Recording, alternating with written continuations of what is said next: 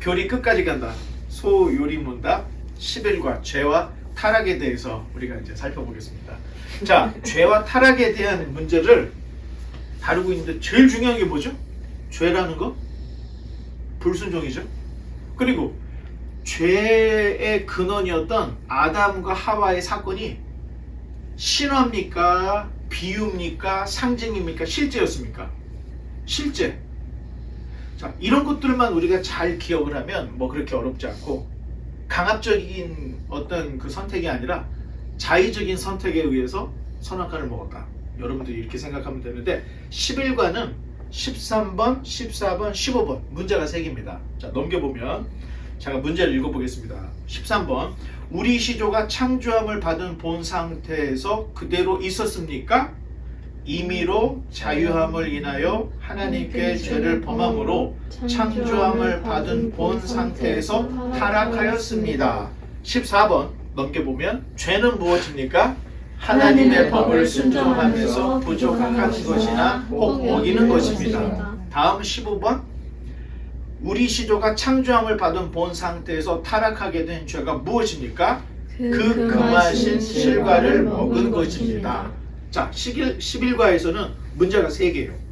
그런데 다 똑같은 이야기인데 각도를 달리해서 그 죄에 대한 정의를 우리에게 보여주려고 애를 쓰고 있는 모습을 볼 수가 있습니다. 자, 넘겨보면 우리 한번 다 같이 읽어보겠습니다. 시작. 아담은 행위 언약에서 양자택일의 선택권을 받았다. 자, 완전하게 순종을 하면 생명, 만약에 불순종하면 사망이라고 하는 이 양자택일의 선택에 있었던 거예요. 자, 넘기면 두 번째 한번 읽어보겠습니다. 시작. 죄와 타락에 있어서 아담의 상태는 어떠했는가? 자, 양자택일의 선택권이 있었다. 그래서 순종해서 생명에 이를 수도, 또 불순종해서 사망에도 이를 수가 있었는데, 자, 이 행위 언약은 말로써 됐죠. 하나님이 아담에게 계약을 하신 거예요. 언약을 하신 거예요. 그런데 유혹을 했던 사탄도 말로 했습니까? 강압적으로 했습니까? 말로 했다는 거예요. 하나님도 행위 언약을 말로써 했고, 사탄도 강압적인 방법이 아니라, 억압한 방법이 아니라 권을 했던 거예요. 먹어봐라. 하나님처럼 된다. 죽지 않을 것이다. 선택은 아담에게 있었다는 거예요. 사람에게 있었다는 거예요. 굉장히 공평한 거죠. 자, 두 번째, 자유의지의 능력이 있었다는 거죠. 어떤 방향으로 선택할지 결정할 자유의지가 아담에게는 있었다는 거예요. 첫사람 아담은 타락 전 자유했다는 거예요. 죄도 없었고 그냥 자기가 원하는 것을 가질 수가 있는, 선택할 수 있는 그런 상태였다는 거예요. 자, 그런데 타락 이후로 사람은 자유의지의 능력이 상실해버렸어요. 그래서 선한 것을 택할 의지가 상실이 돼서 항상 죄에 빠른 모습들을 볼 수가 있는데, 우리 역사를 보면 전쟁 역사라고 했죠.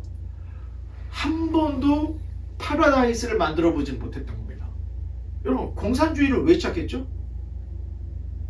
가난한 자는 평생 대물림으로 가난한 거야. 부자는 태어났을 때부터 금수저로 태어나. 이게 불공평하다는 거예요. 그래서 세상을 한번 갈아엎어보자. 공산주의 혁명이 일어났죠. 그런데 과연 공산주의가 이 땅에 들어오고 난 후에 어떻게 됐죠? 다그지가 됐죠. 안 된다는 거예요. 사람이 제도화하고 하는 이 모든 것들은 인간의 마음이 타락을 했기 때문에 어떠한 시스템을 갖다 놔도 안 된다는 겁니다. 한국, 미국, 아니 제가 두 나라를 살아보니까 정치가 한국하고 미국이랑 똑같아. 미국은 좀 그렇지 않겠지 하고 왔더니 미국도 마찬가지예요. 세상 어디에도 파라다이스는 없다. 단 주어진 삶에 여러분들이 최선을 하고 선택을 해야 한다면 선택 후에는 책임과 의무가 따른다. 여러분들이 꼭 이걸 알고 있으면 되겠습니다. 자, 넘겨보면 세 번째 한번 읽어보겠습니다. 아담의 타락 사건은 실제이다. 중요하다는 거예요. 신화나 또는 비유나 상징이 돼버리면 하나님의 말씀 전체는 어떻게 되는 거예요? 픽션이 돼버리는 겁니다. 실제성이 없는 동화책 얘기가 돼버리는 거예요. 그래서 아담의 타락 사건은 실제적인 문제였고, 이것을 해결하기 위해서 이 땅에 오신 예수님의 오심과 죽음과 부활, 승천, 다시 오심은 우리 역사에서 실제로 일어날 실제다.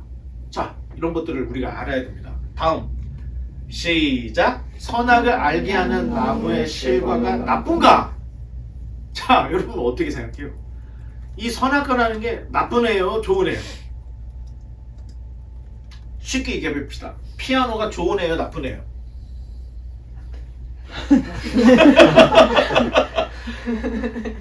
이건 물건이에요.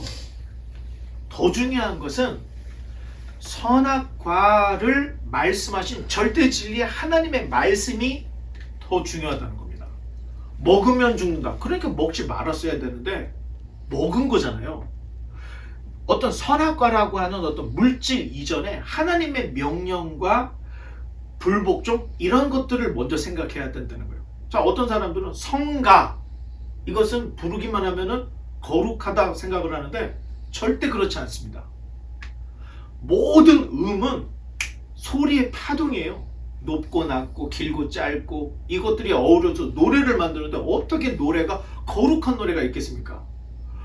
중세 때 성과 속을 구분하는 단계로 그걸 했던 거예요. 그래서 교회 아니라고 할 때는 사제 그룹을 얘기해요. 그러면 너희들은 다 비천한 것들이라는 거예요. 너희가 부르는 노래는 거룩한 노래가 될 수 없다는 거예요.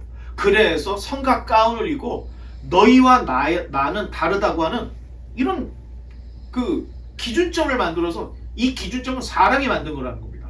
선악과라는 것은 좋을 수도 있고 나쁠 수도 있고 이런 존재가 아니라는 거예요. 더 중요한 것은 선악과라고 하는 그 매개를 통해서 하나님이 약속을 하시고 말씀을 하셨고 지켰는지 안 지켰는지 그것이 절대적인 진리가 더 중요하다. 자, 여러분들이 이렇게 생각을 하면 좋을 것 같습니다.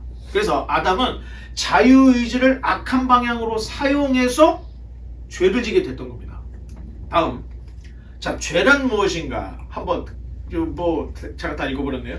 자, 죄라는 것은 하나님의 법을 순종하면서 부족한 것, 그리고 어기는 것이라는 거예요. 이렇게 생각하면 이게 무슨 말인가 생각하는데, 여러분, 관역에 화살이 날라와서 꽂히는데 정확하게 딱 꽂히면 이건 잘한 거예요. 그런데 관역을 맞추지 못하고 비껴나갈 때는 두 가지 의미가 있다는 거예요. 첫 번째, 관역을 맞출 수 있는 능력이 부족한 거예요. 두 번째, 맞추기 싫어서 어문대에 쏴버린 거예요. 맞느냐 안 맞느냐를 봤을 때 안 맞을 때는 두 가지라는 거예요. 맞출 능력이 없거나 두 번째는 일부러 안 맞췄다는 거예요. 죄라고 할 때는 관역에서 빗나간 것을 죄라고 합니다. 자, 사탄의 유혹은 우리에게 해가 돼요. 하나님은 생명을 주기 위해서 선악과를 먹지 말라고 했는데 사탄은 사람이 사망에 이르게 하기 위해서 먹으라고 했던 거예요. 자, 여러분들이 이런 것들을 잘 생각하면 내가 살아가는 중에 일확천금을 얻기 위해서 양심을 속일 것인지 아니면 우정을 지킬 것인지 신의를 지킬 것인지, 자, 이게 다 선악과라고 하는 이야기를 통해서 나에게 적용을 할 수 있다는 겁니다. 자, 여섯 번째 한번 또 읽어보겠습니다. 시작. 소극적인 죄와 적극적인 죄. 자, 간단합니다. 피아노 연습을 하라고 명령을 했어. 허니야, 오늘 바이엘을 10번 치거라 했는데 허니가 10번을 안 쳤어. 자, 이게 순종을 못한 거잖아요. 순종의 부족함. 이게 소극적인 죄라는 거예요. 그런데 무단 침입하지 말라라고 하는 경고문을 보고 선을 넘어가 버린 거야. 이럴 때는 적극적인 죄가 된다는 겁니다. 자, 피아노하고 무단 침입을 통해서 예를 들어서 소극적인 죄, 적극적인 죄를 했는데 이게 선악과하고 연결이 된다는 겁니다. 자, 어떻게 생각하면 칠 수도 있는데 연습을 안 한 거죠. 넘지 말아야 될 거를 그냥 넘어간 거죠.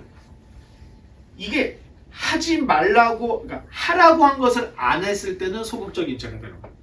그런데 하지 말라고 한 것을 했어. 이거는 적극적인 죄가 된다는 겁니다. 쉽게 얘기해서 우리 삶 속에서 내 자신을 보면 아, 내가 소극적인 죄를 범했을 때가 있고 적극적인 죄를 범했을 때가 있구나. 자, 이런 것들을 이렇게 구분을 해서 예를 들어서 생각을 해보면 쉽게 이해가 됩니다. 이제 말씀의 결론을 맺겠습니다. 사실 바쁘게 살다 보니 솔직히 죄 지을 시간이 없는 것 같아요. 자, 집, 직장, 교회. 아니 이렇게 사는데 어떻게 죄를 짓겠어요, 여러분?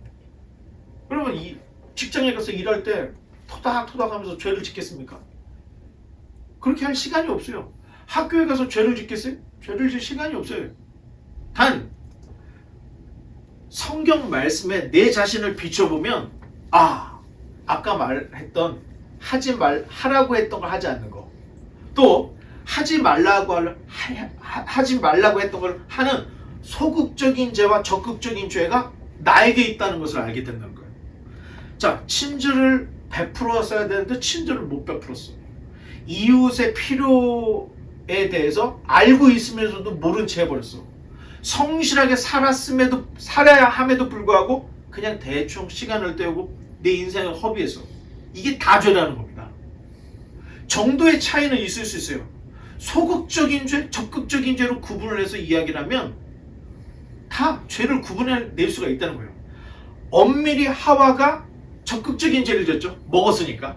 그러면 아담은 약간 소극적인 죄, 그러니까 하와 때문에 지은 어떤 소극적인 죄다 생각할 수 있는데 결과적으로 둘 다 선악과를 먹었습니까? 안 먹었습니까? 결과적으로는 먹었다는 겁니다.